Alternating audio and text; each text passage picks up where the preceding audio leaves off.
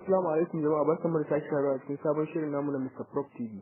A yau muna gabatar muku da shirin namu na Mr. Prof TV, shine shirin yadda za ka yi saving din Instagram story zuwa wayarka ta hannu ko zuwa galerin wayarka. A da farko dai za mu shiga Instagram. Kun ga a Instagram din mu kun ga post nan kana ganin kala-kala. Ga post nan ga post din wani gaye ne Tukur, gashi nan Muhammad Tukur daga Zazzau. Kun ga post din shi, to idan kana son kai saving din wannan post din nashi, ko kana son ga kuma story nashi nan, sai ka zo akwai wani application da ake cewa story downloader for Instagram.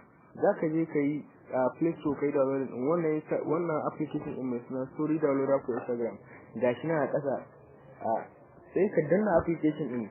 Bayan ka shiga zaka jira shi gama searching.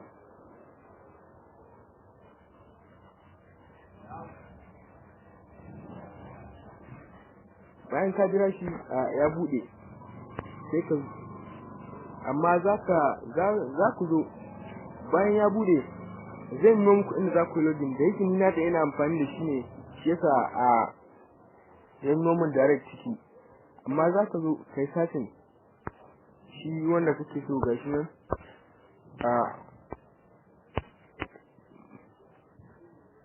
Tukur